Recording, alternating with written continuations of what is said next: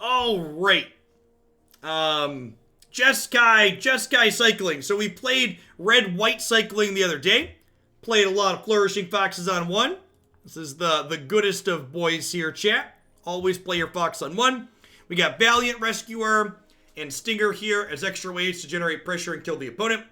We've got Zenith Flare to pop up and kill our opponent at the end of cycling a bunch of stuff. And then we've got a bunch of other cheap cycling cards. Startling Development, Go for Blood, Boon of the Wishgiver. And then this build here today is notably not playing Lurrus as the companion, instead playing Zirda. So it can play both Yidaro / Godzilla here, as well as Shark Typhoon. I'm interested to see if how these feel. These do cycle for just a single mana while you have your companion out. But when we don't have the companion, the difference between 1 mana and 2 cycling is a big deal. So, interested to see if this feels worth it. I wanted to test Godzilla. I'm skeptical that this is going to be worthwhile, although it is kind of appealing to have more threat density. So let's go ahead and dive on into some matches here with this one and see how this Jeskai build feels, huh?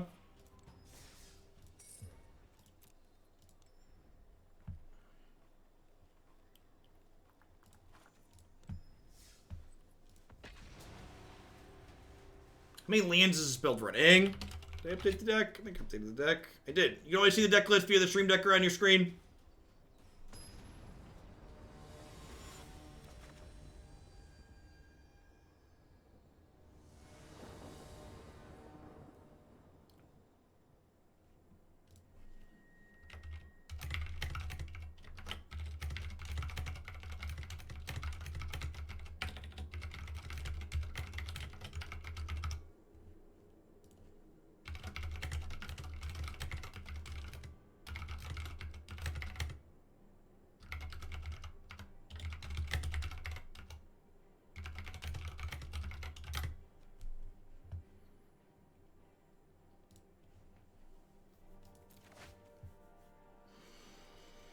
Oh, no Fox on 1, but 2 lands. Valiant Rescuer on 2. I think this is a keep.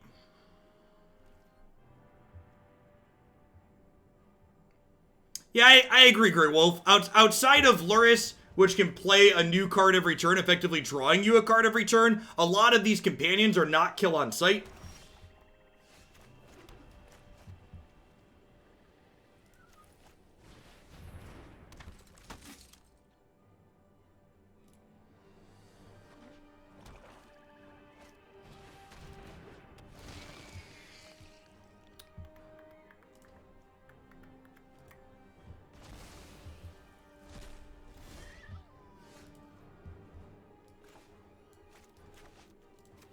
Cycle this, see if we get an untapped land here. And now the question, do I cycle another one, try and get my 3rd land this turn? I think the answer is yes. Another thing of concern here with Shark Typhoon, the fact that Shark Typhoon requires blue mana to cycle is also kind of a big deal. Comes at a real cost.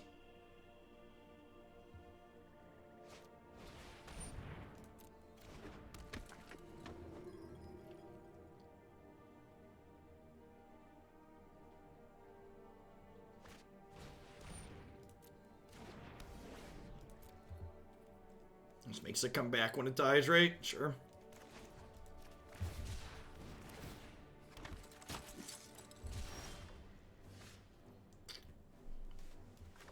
Get a little foxy here. Want to get boxy or do I want to keep going wide? I think I'd rather keep going wide to start. There's a good chance they're a cat oven deck. Fox on 4, just not the same appeal as Fox on 1, huh?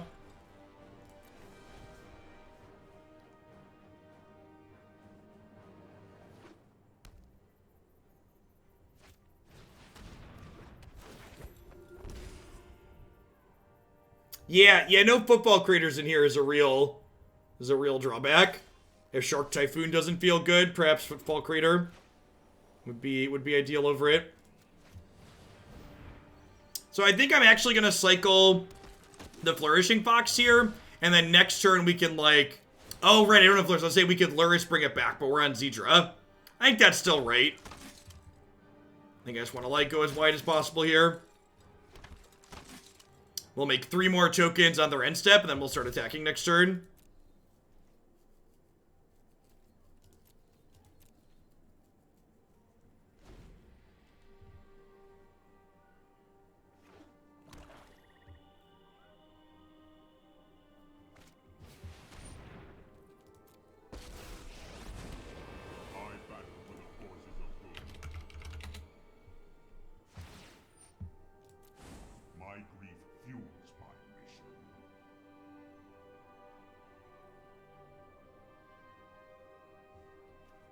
Bolas's Citadel. Alright. Gonna hit the attack all button next turn, looks like.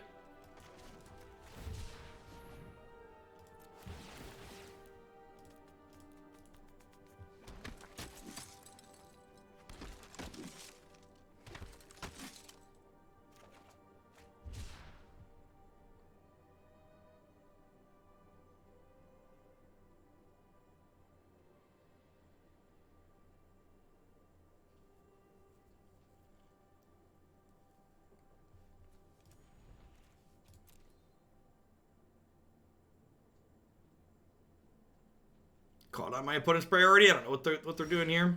Thanks.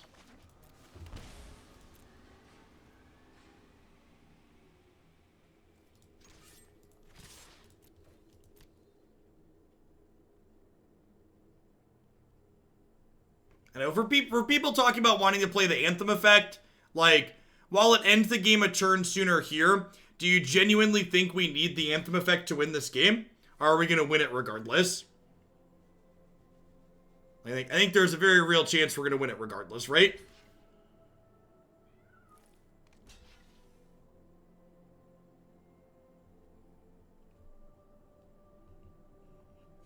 I mean, Karn's not very offensive in Standard because artifacts aren't super present in this format, but in older formats with larger card pools, Karn's super obnoxious. In fact, they had to ban Mythos and Lattice in Modern because of it.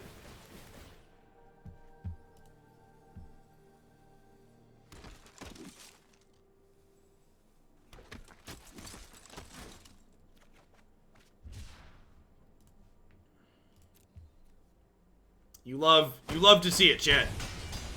You love to see it. Those 3 things die. Zenith Flare pumps to 10. So even if they have a sweeper here, we get to like cycle this and then Zenith Flare them for infinite.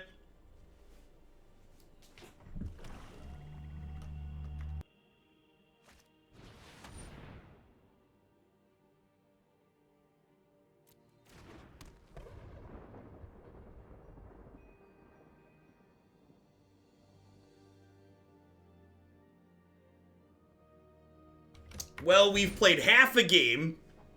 The burper.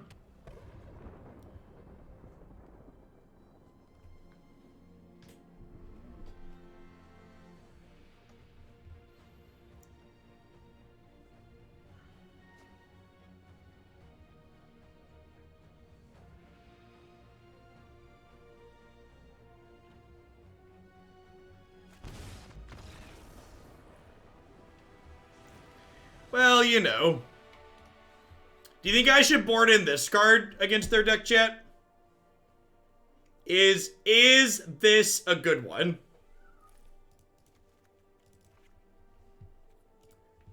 Protection is a fun and interesting mechanic.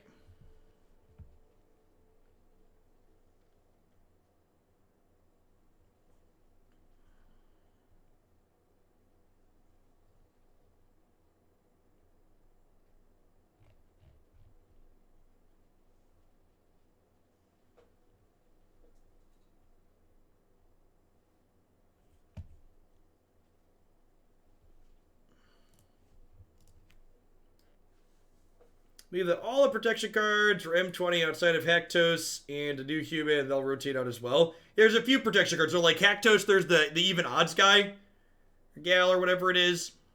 That's protection. A few things with protection standard right now.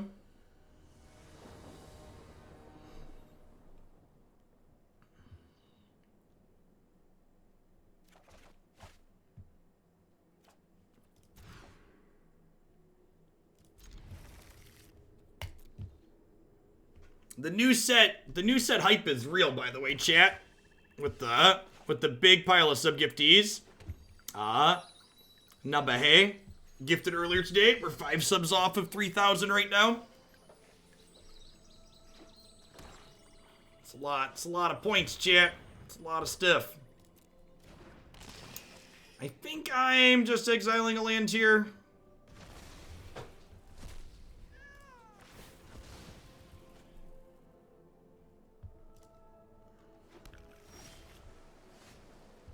Hey, the Eldoon. Thanks for the sub-gifty. I appreciate it.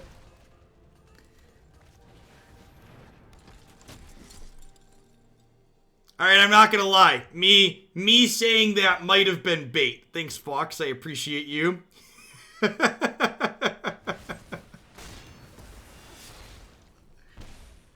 Welcome to our newest members of Hoaglandia. How high do we get when we were gaming the emote system? When people were gifting tons of subs to add decks. No, during the Pinkbeard push. During the Pinkbeard push, we peaked just over 4,600 points. Whoa, we doubled up on it. Thank you, Terabyte Chris. I appreciate you.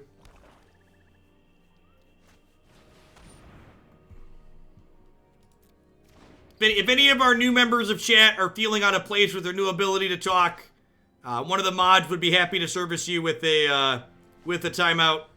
Just let us know.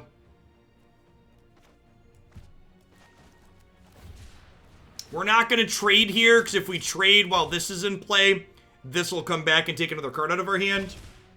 Hey, Beast of Burden, thanks for the 13 months. Welcome back. We love bait in Hoaglandia. Good. One could argue I am a master at it. Alright, I think I'm just playing Zedra here. Do I Zedra or do I double cycle? I think I'm just Zedraing. Uses my mana efficiently. It has such an adorable noise, too.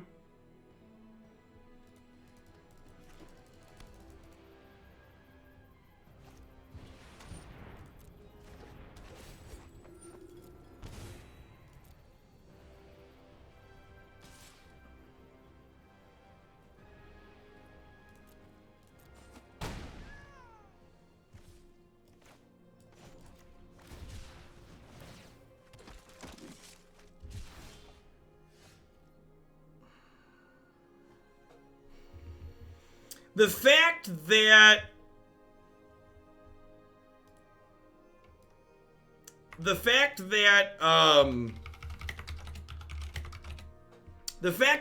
this doesn't go to the bin for Zenith Flare is like kind of a big deal, huh?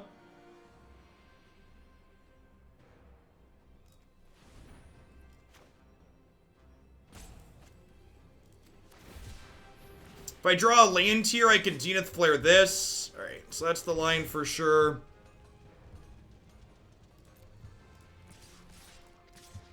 I think we just do this. I'm waiting to flare because they might block, expecting it to come back into play. And then obviously it's not once we flare this. This costs 3 to pump rate, yeah. To gain a little bit of life here. The life gain from that card also just makes it so hard to race here, which is great. This was summoning sick. So it's a good turn to take these off the table.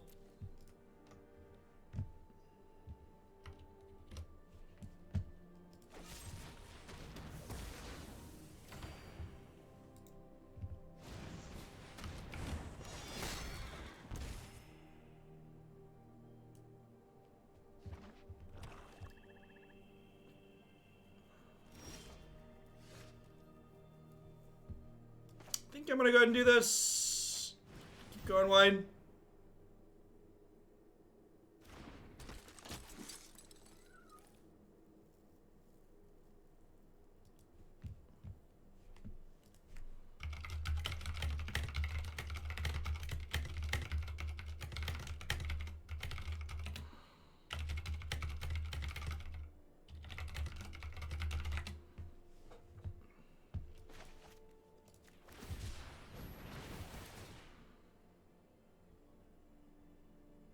Would making a token big and fighting it been a bad play? No, I think it's better. I think the higher payoff play there is correct. Like I took, I think spending a bunch of your resources to get that off the table is less good than just trying to spike the land there.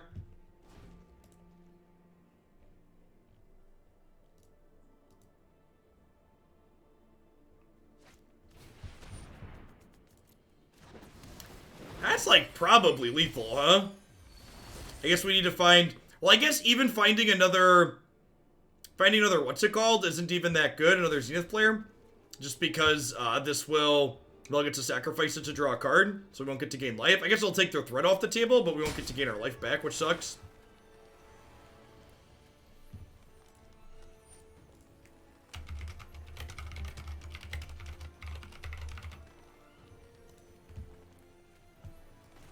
Cycle this to start.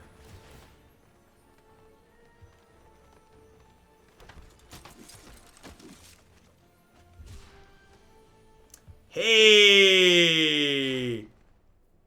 Hey, yo. I say hey, yo. Do do do do do do do do do. Do do do do do do do do do do do.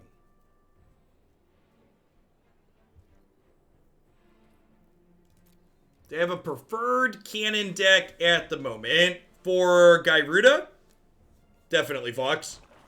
Definitely find a Gyruda list that I like.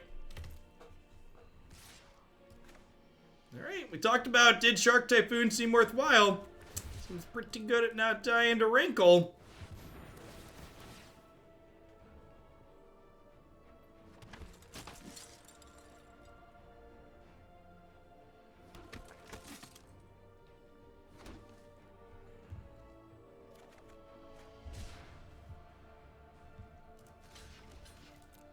Gosh, maybe I should have played this land out. For a cannon, sounds good, Fox. Thanks for all the support. Probably should have drawn before blocks so they could hit like a Murderous Rider.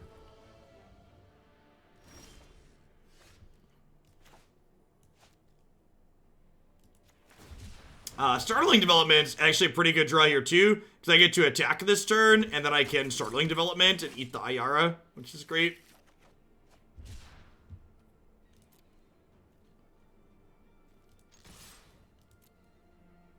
I agree. I actually think, I actually really like a lot of the designs, and like, problem cards aside, I think Eldraine and Eldraine, Theros, and whatever this most recent set is, Ikora, I think they all have pretty reasonable designs overall.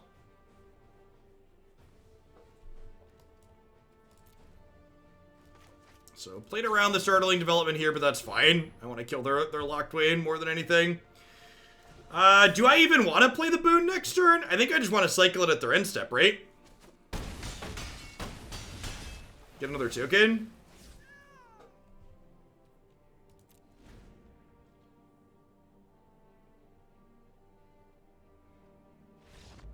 I mean, to be fair, Time Lord, I don't think any of those other companies, like, pivoted and made a bunch of new content specifically for the pandemic.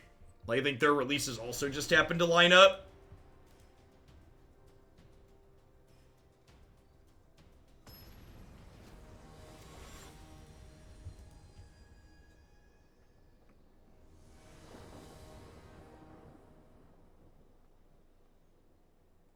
We didn't need to cast that there. You're correct. I was on autopilot. I was assuming they were going to eat tokens. You're correct. My 3-1 would have traded with their 2-3.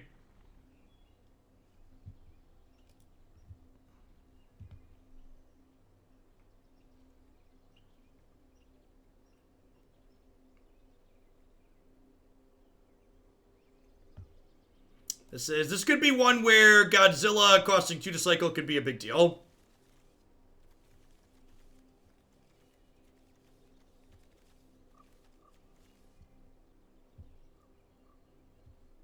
A little Yorion here. Hopefully Fox on 1 will get to run down their greed pile. Development time in big studios is insane, and there's no way they pushed out fresh content that was started during Corona with all their teams working. I agree, Beetle. Big agree.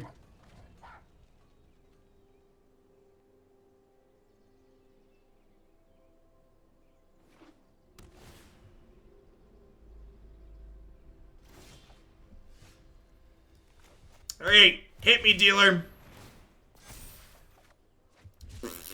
Well, you know. We have not put Godzilla into play. That being said, this opponent's playing a control deck, so if there was a matchup where Godzilla was going to get to do a thing, it would definitely be a matchup like this, right? So interested to see if this card feels relevant here, or if it just feels extra.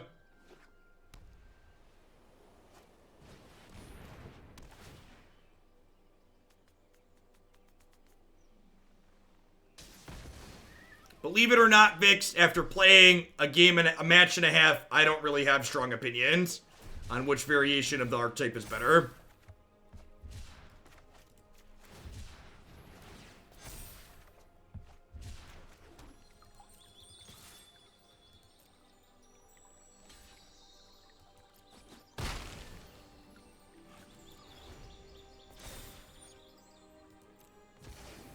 I mean, even if we had been playing it for like an hour, like, that's still like not a big sample size. Watch your Twitch for hot takes, not informed takes. I'd recommend finding a different channel.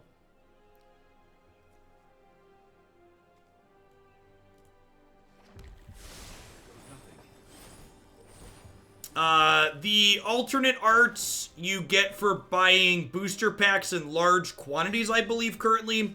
And you also got some of them extra if you ordered pre-purchase bundles. If I recall correctly. Randerbot, thanks for the 9 months. I appreciate it. This is the part where they play Yorion, blink their Oath, blink their Teferi, kill my Fox. You also get 1 per limited event, sure. Let's slow this down.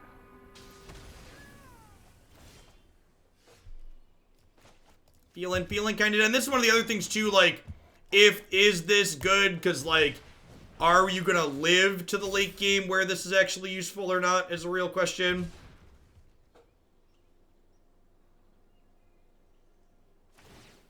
Let's try this.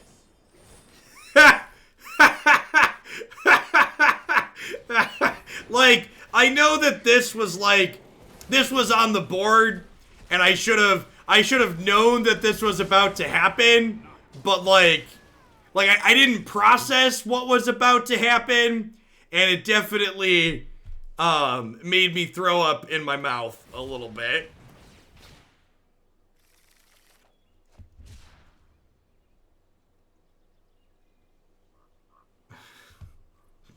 Just why?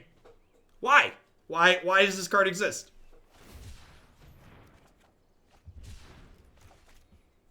Yorion did not seem particularly good in Yarok Field, no.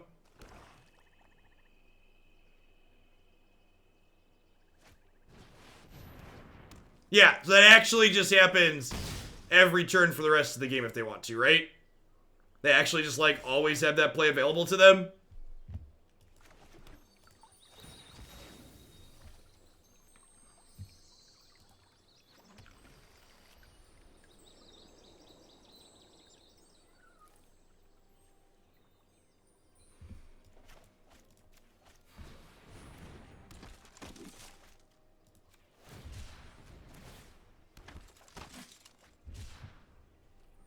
Yeah, I guess. Maybe am I supposed to just... I don't know. We're dead, right? They have Shark Typhoon in play.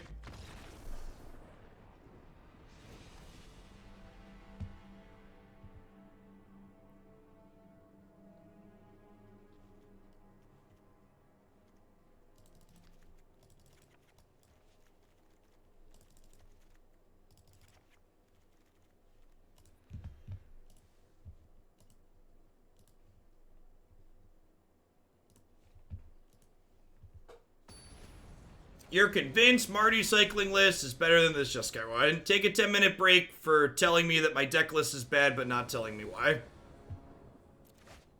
Remember, constructive critiques that are actionable are always welcome here. Takes decks worse than other deck, not construction, not constructive, not actionable.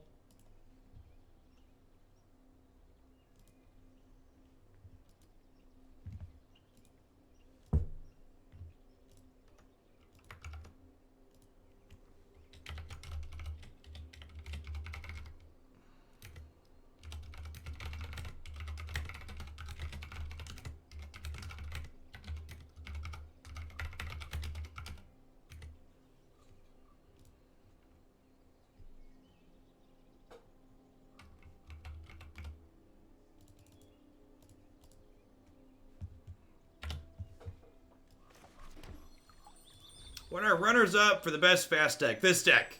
You should play the red-white cycling deck. Pick your favorite third color or no third color. This is it. This is the aggro deck that seemed competitive. We need more foxes on one, right?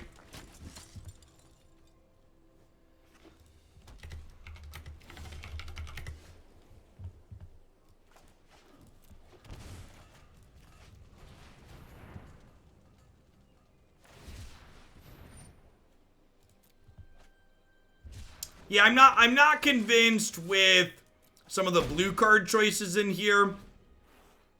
Like I said, I'm not convinced that Zidra is better than Luris. I'm not convinced that having 3 mana Psycho lands is good. Casting Startling Development's been reasonable. I like the combat trick that this provides. It also provides some random burst damage for you, which is nice. A lot of the other little details like Shark Typhoon, not convinced that that's ideal. Having a critical massive 1 mana cycle is often good. You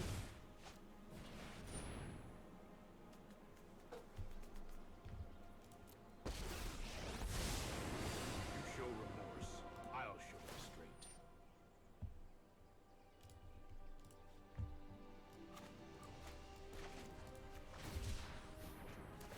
I think the Marty cycling list is better than this one because you greed way to faster Zenith. How do you want to cash? So again, like, you click. So just again, and this is why the details are so critically important. So like, you gave me a statement so I can dissect that. So my statement, my response to your comment there is that what you've just said there isn't unique to Mardu.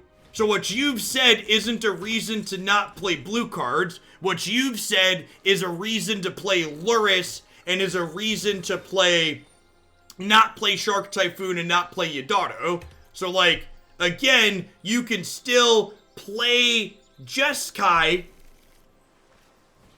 You could still play Jeskai while doing what you just described. Yes, like, with the black card and the black splash and the 3 mana black discard spell, I basically never used the discard mode. Whereas, like, having blue lands to cast Startling Development has been very, very good consistently for me for the last 2 days. So, like, yeah, these 2 cards, this over Luris, I agree. Not sold that this and, like, playing this is better. But, like, and there's islands in my deck too. Not convinced that, like, having a ton of blue mana is great. However, having, like, 4 or 5 blue shock lands in my otherwise red-white deck to cast Startling Development on occasion, maybe some disputes out of the board, that seems super reasonable. I've liked that more than occasionally casting a 3 mana black discard spell.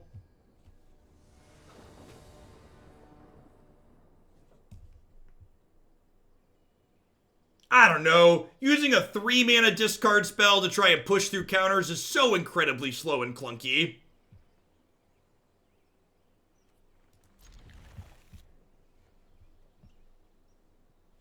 Hey, thanks for the tip there. Put this towards mono blue tempo, sounds good.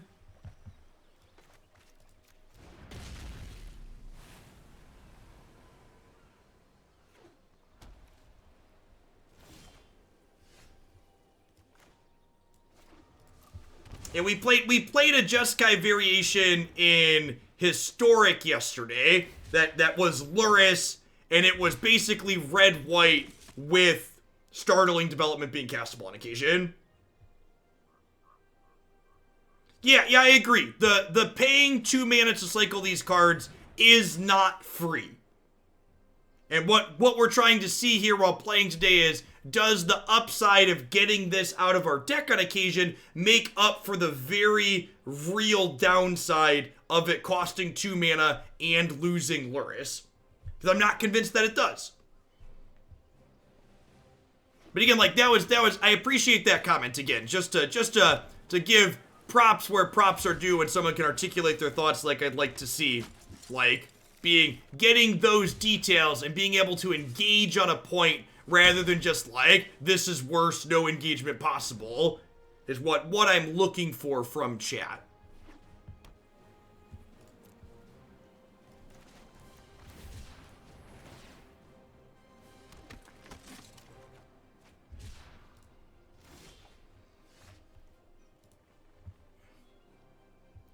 Godzilla is looking rather inevitable this game, chat.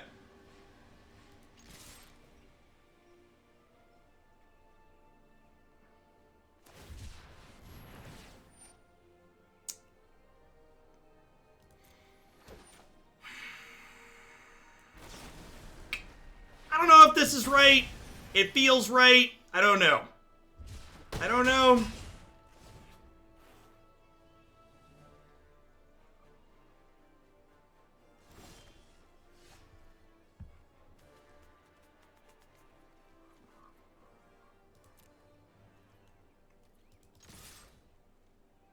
Ian, that's another thing about playing this card.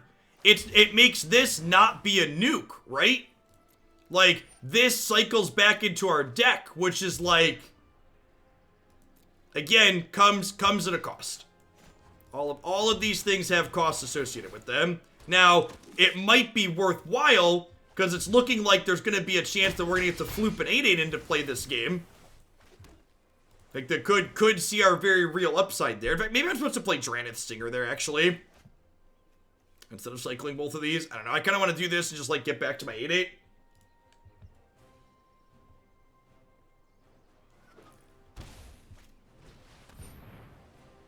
You got it.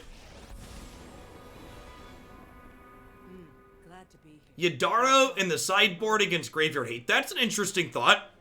Like, board it in when you see stuff like this. This is also making Zenith Flare bad. Like, Graveyard Hate is surprisingly good against this archetype.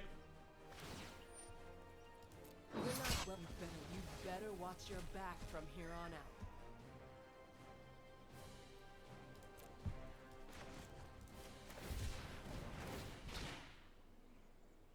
He is inevitable.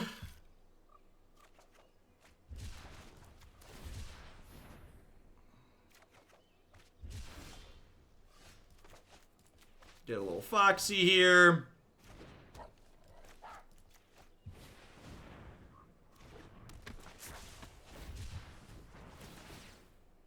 Hey, Fish Lamp Clock. Thank you for the 20 months. I appreciate that. Welcome back. Oh, no. They say he's got to go. Go, go, Godzilla.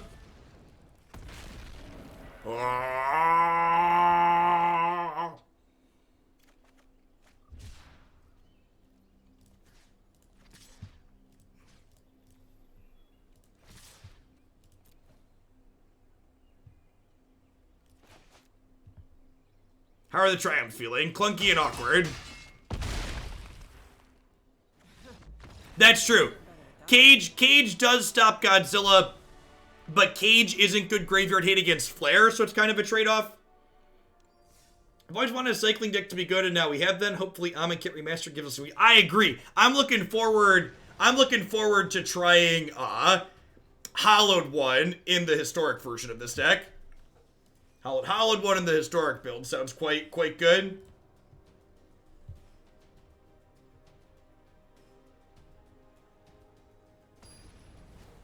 Flameblade Adept may or may not be good. Like, it may or may not be good. Oh, Cast Down. I forgot about Cast Down. Yeah, Cast Down will be a huge upgrade for the historic build. Cast Out. Cast Out, that's what. Cast Out's the 2-mana black spell. Cast Out. Yeah, Cast Out. For people that aren't familiar, Cast Out's a 4-mana banishing light with flash that cycles for 1. That'll be huge. 4 is super castable.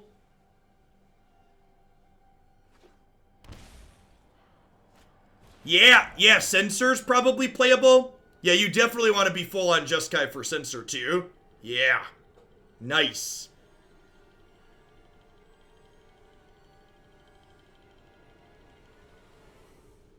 I'm going to make you play Zenith Flare New Perspectives in Thomp. Thank you for the very generous tier 3 sub. Looking forward to the next open. It would be great to see an invitation for all the top players at the end of the year or something. So, my plan for this year, Thomp, is to not do any type of culminating thing and just collect feedback on the actual process that we do and improve it, especially once we get out of quarantine. Like, once we get out of quarantine, I'm going to be bringing 1 to 2 additional people in to help with production stuff to really make the events more professional instead of just like me, Matt, and Christy trying to wrangle everything. But to start, we're gonna for this year at least we're gonna keep it just one-off events is the plan. And then as we move into 2021, we can talk about what we would like to do and how we'd like to structure things, I think.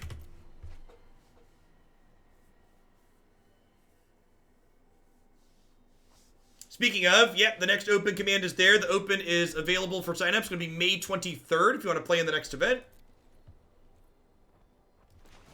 The event is going to be capped at 256 players again, because adding a 257th player adds 2 more rounds to a double elimination bracket, so not into that. So get your seat if you're available to play that day. We have 131 players enrolled. So we're actually over half full, which is not bad. Is it before or after HA3? We don't know. If it's after HA3, HA3 will be legal.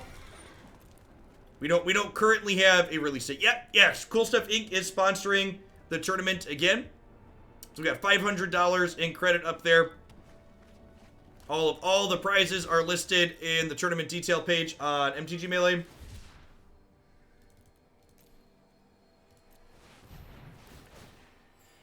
Potential new revenue stream for myself. Yeah, one of the things, so I send out a quarterly subscriber survey, and one of the things I'm going to pull on my sub survey is how subs feel about the tournament series, things they'd like to see done differently perhaps.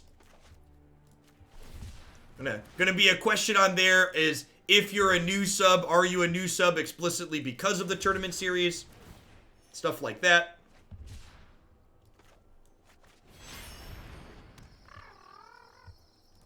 Yeah, Zedra making something not block could be useful here.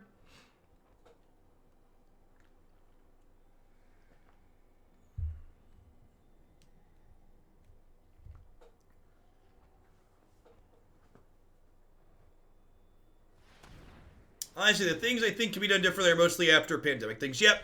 Yeah, like, at some point, I would like to have a multi-computer setup so I can record backup matches too, and we can do time-shifted matches. Like, the fact that we can, like, jump into a lot of random matches and minimize downtime is nice, but ideally, in a perfect world, I want to be able to have 2 full matches start to finish every round. Would be ideal for coverage, I think. If they attack with this, I'm going to double block. Correct. That's true. In a perfect world, Arena would do all the heavy lifting for us. I'm talking about in a perfect what I can execute world, I guess I should say. In a world where I'm able to do everything that I want, that I know I'm capable of doing. In a world where I can, like, have other people come into my home and help me get production stuff done. I think I'm just cycling these. I think we're on the Zenith Flare plan at this point.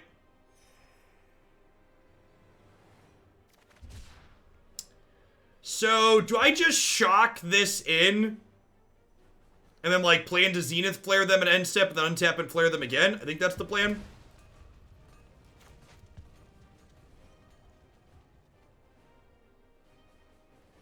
So, it's not like Matt and I are used to doing long tournaments, so like us casting for 12 rounds straight isn't a big deal. The reason why I don't want to expand for more people is because, the reason why I don't want to add more rounds is like expecting players to play like 13 or 14 matches in a day is untenable. It's just not reasonable.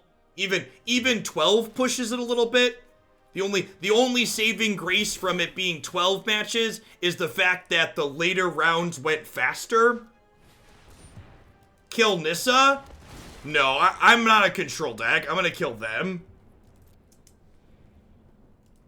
Yeah, and that's one of the reasons why I don't want to do like any invitational type stuff is if we fill every tournament for 3 or 4 months straight, like we cap every single one, I'll consider doing potentially some multi-day events to be able to expand the player count.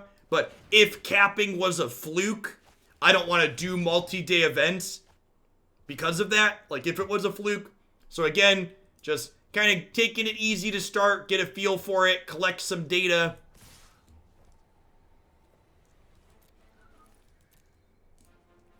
Yeah, I saw that German space. I don't know. I don't really want to add something like that with just like off the cuff without ironing it out.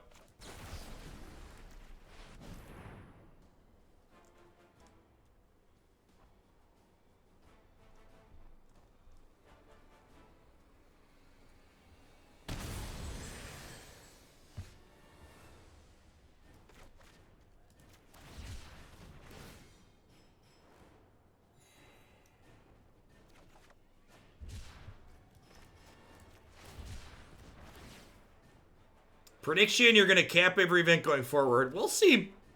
We'll see. That would be a good problem to have, I think.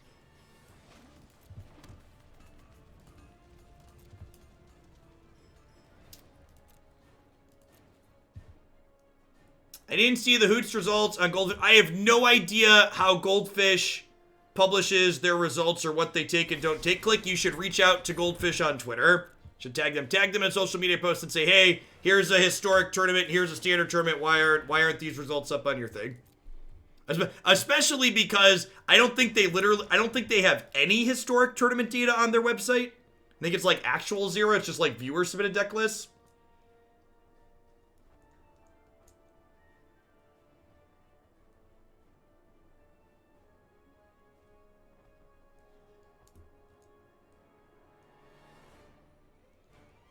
Why let them untap before casting Flare? For exactly this reason, chat. So that way when they had the counterspell, they lose 2 mana on their turn. So because of my sequencing, my opponent has 2 less mana this turn. You'll note I put a stop on their upkeep, so I targeted them with that before they drew their card for the turn. So I didn't give them a chance to draw another counterspell, but I made them have less mana this turn with my sequencing.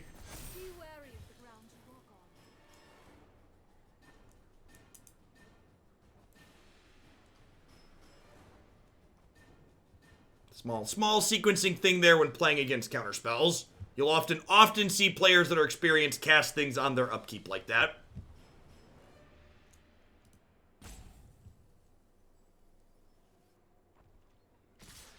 Sure, there's small caveats, but like the caveats that make it bad, my opponent's archetype here is unlikely to be playing.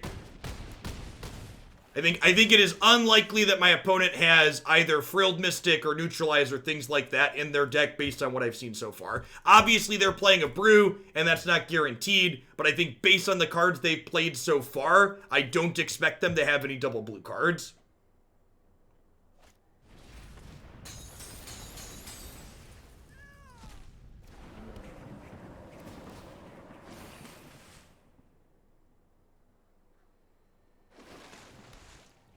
I mean, Dispute got me regardless, so like, you know.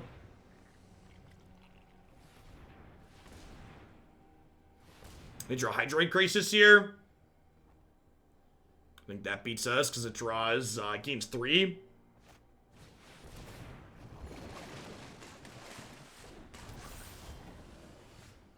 Even if this draws a cycling card, we don't have enough, right? Even if this was a 1-mana cycler and the next one was a 1-mana cycler, we'd be 1 mana short.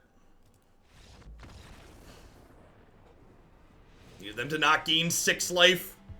We were beating them gaining a little bit of life. We were not beating them gaining 6.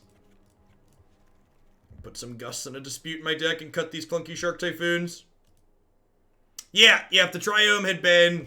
And again, like, this build, because it's trying to play 3 colors, is playing more lands, which is a big deal. So, like, in the red-white build, we played 18 lands, and that might have even been too many. Think there's a chance the red-white deck could be playing 16 or 17 lands and be okay.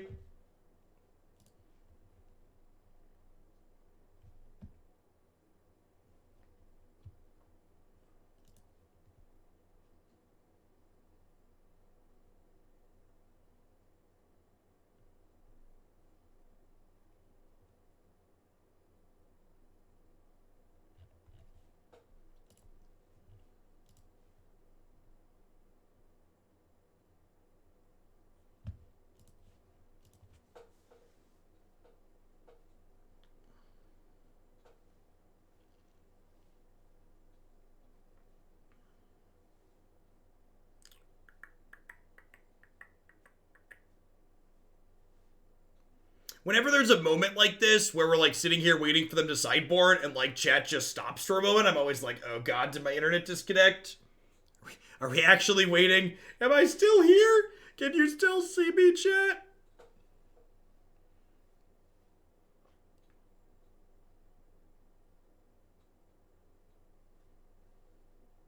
No one say anything. Nobody move. We've got him. You get to sideboard an arena that sounds like a bug. Those pesky advanced play modes. But Hoagland falls in the Twitch forest and no one is there. Does it even really exist? Do any of us really exist, man?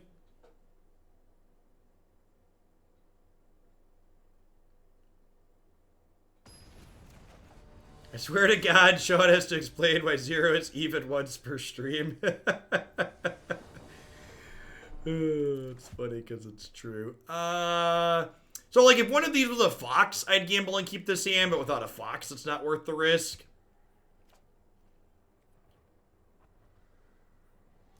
You've been playing 21 lands in your cycling deck. What were your experience 20 play? We played 18 the other day and it was great. 10 out of 10 would recommend 18. Obviously, magic happens sometimes, and you just die, but, In Historic, this archetype is extra sweet, because you get to play 20 lands in Historic with a bunch of 1-mana cycling lands. It's fantastic. You think 18 is better than 16? I would try less than 18. After experiencing 18, I would try less.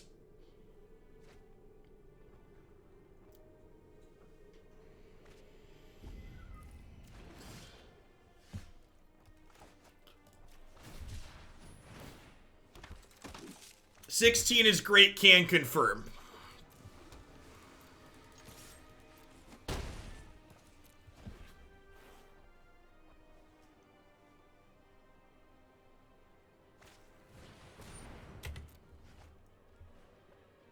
$17 with 1 cave, sure. Sure, that's the coward's way. Just play 18, but play 2 3-mana cycling lands. Play 4 Bauble, 4 Probe. Dear opponent, please don't Ritual Ascent me. Dear opponent, please don't Ritual Ascent me.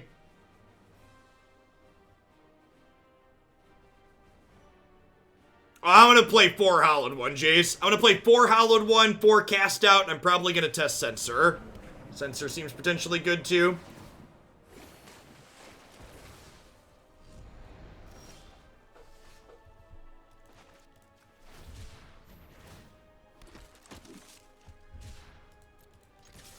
Our hand is very bright, chat. It's flaring up.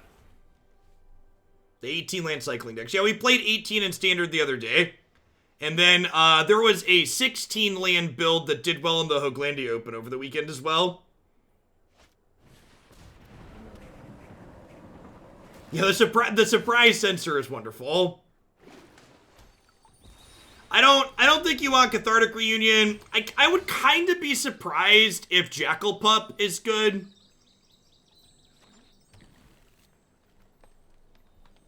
Randomly dumping Hollowed Boys into play sounds wonderful, though. Alright, so they're dead. Nuclear launch detected. Yeah, I agree, Red Peach Tea. It really does. It really does.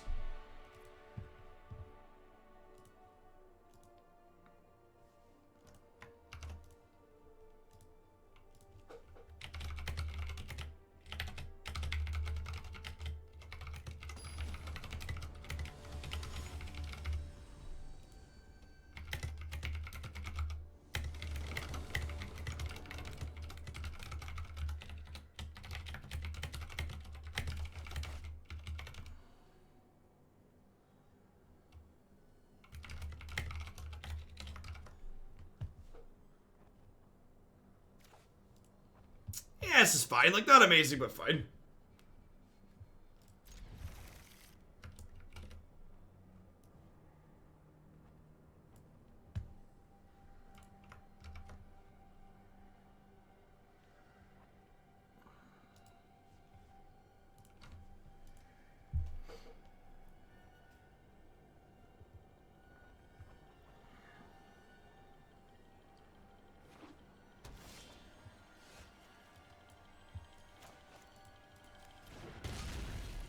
Two games, no first turn Fox. Do you even know how to play this deck? Yeah, I don't know. It's throwing the blue cards are throwing me off. Yeah, Arena's been having issues today, so just like no Fox on one. It's a real letdown.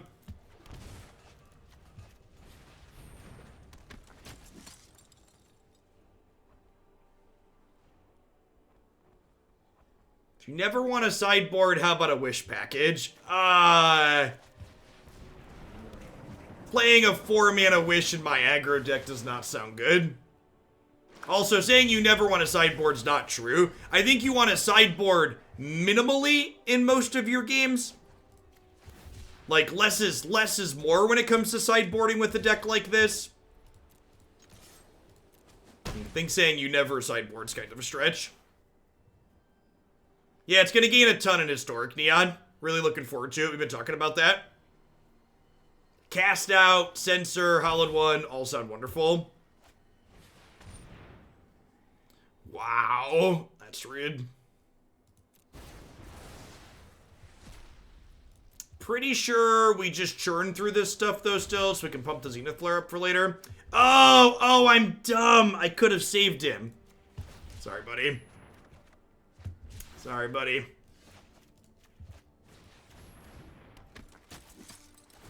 I didn't make the good play because I missed it, chat. Again, just hammer home that having blue lands to cast Startling Development is good in a variety of places. Really like having access to this card in general in this archetype.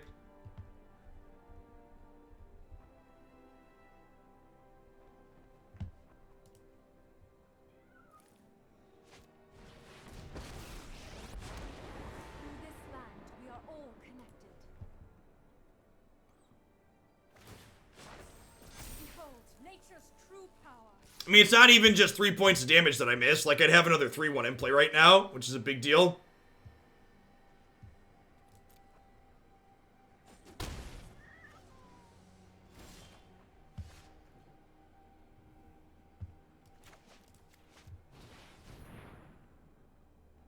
Yeah.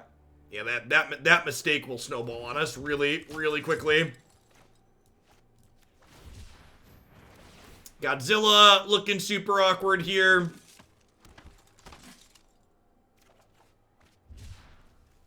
He says as he continues to draw them again, going to be another card that doesn't fuel Zenith Flare. Yeah, I'm glad we tried this, but I think I'm pretty off these 2-mana cycling things.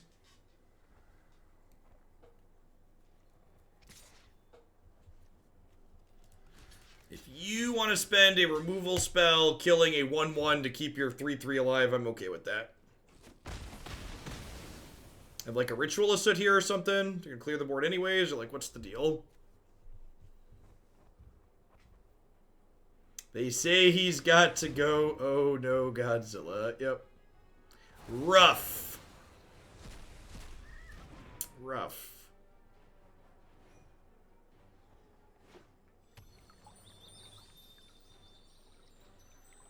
Drannith, the Zenith Flares here might be able to punk them out if these went to the bin.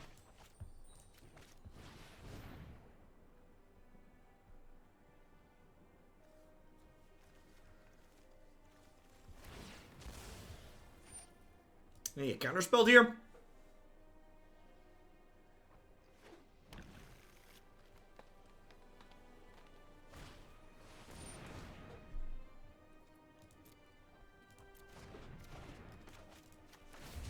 I guess I'm supposed to keep that. It's just another thing for the bin, right? Yeah, I'm probably supposed to keep that. I have cards for Uro here too. Yeah, we're super dead.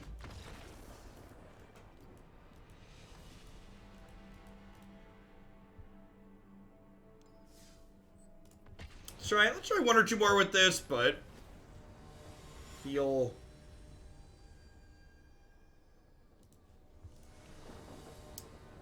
like the upside's not been worth the downside.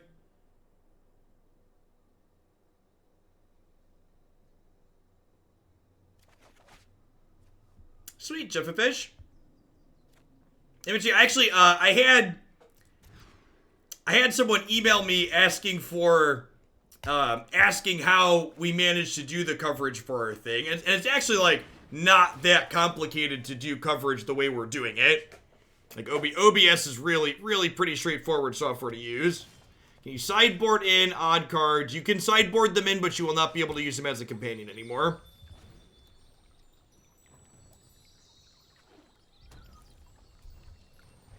Yeah, I agree, JMP. The standard format's been starting to wear on me a little bit.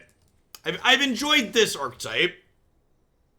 If everything else is just like Yori and Greed piles, I'll probably do this. Yeah, correct, Marty.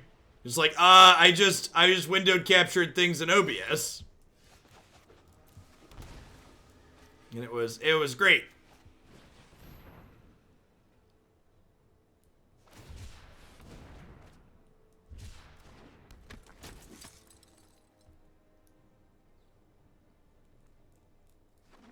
Testing Ominous Seas could be reasonable. I don't know. I kind of like the idea of just being straight red-white. Your deck's a little bit more consistent when you don't need your third color.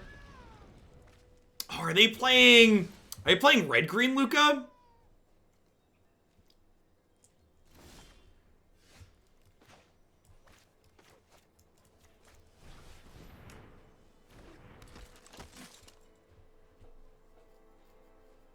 I think Pseudo Haste accurately describes what Ominous Seas does. Like, the fact that you can make it end of turn does basically give it like, a haste style effect.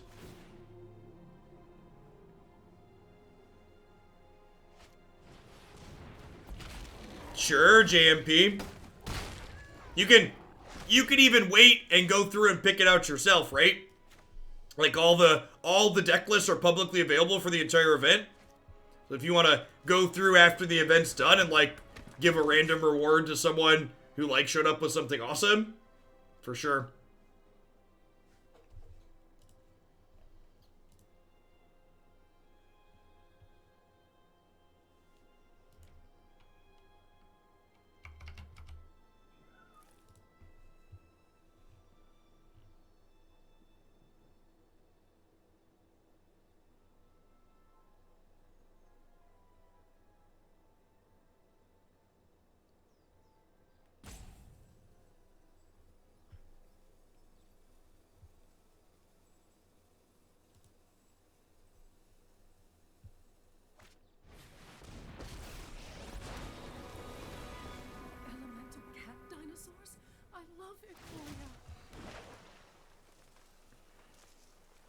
Probably dead here. I love making new friends. Jimmy the kudos. Thanks for the 17 months. Welcome back. I guess I can make a lot of chump blockers to keep the 3/3s at bay for a little bit. Again, kind of depending on drawing more cheap cycling stuff, and it's feeling like Godzilla and Shark Typhoon are choking me on that aspect.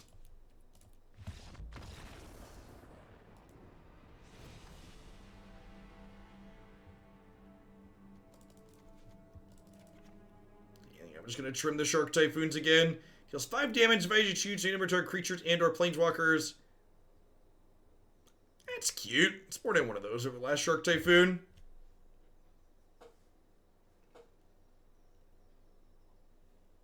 Have you played a Lutris deck yet? Is that the Otter? I think we're gonna get to an Otter deck in Historic tomorrow or Saturday. Speaking of my schedule for the week, I'll be live tomorrow as well on Thursday. I'm taking Friday off. Cool Stuff Inc. sells gift cards, right? Yeah, I'd assume so, JMP.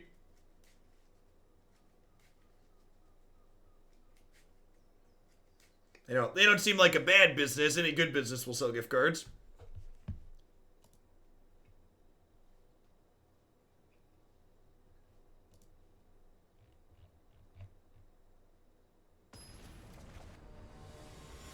Yeah, Laturi's better in a format with more playable spells. Big agree. I've rejected every Laturi submission in Standard so far and build-around requests, but excited to poke at it for Historic.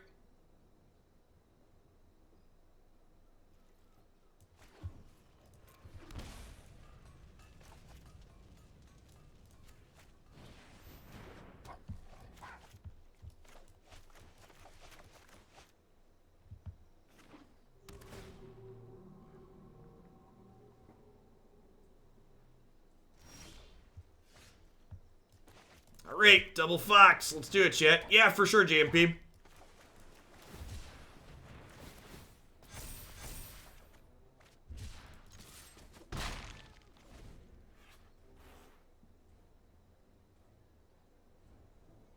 Yeah, I think Historic's definitely my favorite format at the moment, Bob. I also think, though, again, like, I don't just think the issues with Pioneer are necessarily card pull issues, but management issues as well. And Historic doesn't have some of those same management issues so far.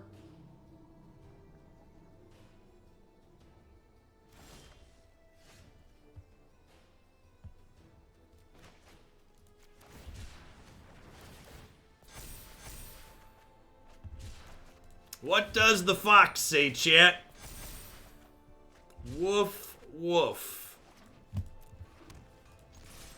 Do you explain what you mean by management issues? Yes, in my opinion, the problem with the current Pioneer format is not simply just that there's a bunch of obnoxious, powerful combo decks that are legal in it, but they also banned a bunch of obnoxious, powerful combo decks previously, but then printed new ones into the format.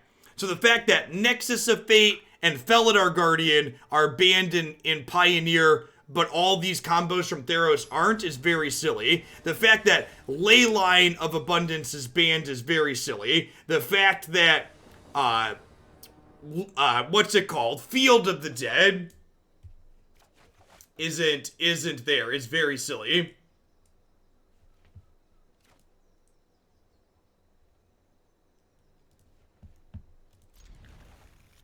Oath of Dis is banned, yeah. Like, I don't know. Oath of Dis is a ban I'm almost kind of okay with, just because I think, yeah, Field of the Dead is banned in Pioneer. It sounds stupid to say out loud, just because of how, like, Field of the Dead isn't even really good to Historic. Is no business being banned in Pioneer. Especially in this current state. Like, once upon a time, I was willing to entertain that banning Field of the Dead and Pioneer might have been okay because they were trying to push the format into this really kind of fair, mid-rangey controlling direction, it felt like. And Field of the Dead can really prey on mid-range and control when there's not good aggro or combo in the format to check it.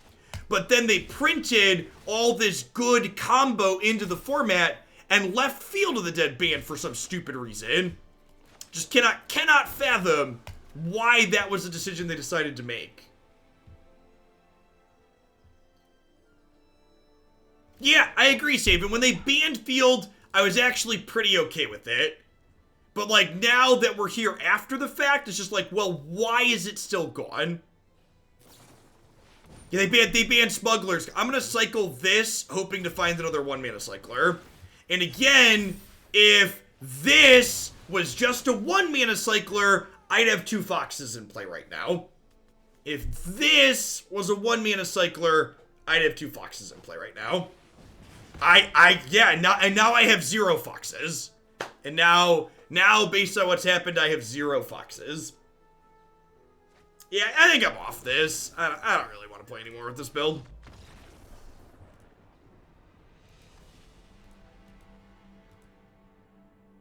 Field's good and historic. I mean, the first Hoaglandia Open, Field of the Dead had a very poor showing, and my experience playing with it is that it's only okay. So both the one data point that we have and my own feelings and empirical evidence and skill as a Magic player and deck builder kind of point me in the direction of it's just fine. It's fun to play, but it's like not busted.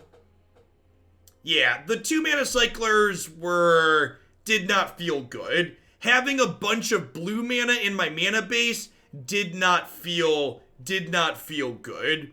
I think the direction I would take this deck. Do I have the red-white cycling build in here anymore? I must have cleared it out. Oh, there it is. I think the direction I would take this is playing something like this, cutting the memory leaks, playing more Frostveil Ambush, and playing some blue Shocklands so you can cast Startling Development with some consistency.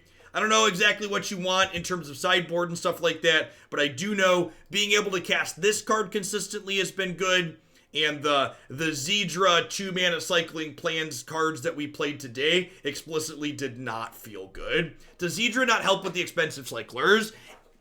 Taking a turn off to put a 3-mana 3/3 into play to make your more expensive cyclers cheaper is awkward. You're not really saving mana with Zirda, you're just paying it up front and then getting a discount later, basically, and that's not good enough. The appeal of this deck is it beats down, and taking the turn off to play this 3/3 to make your expensive cyclers better doesn't feel worthwhile to me.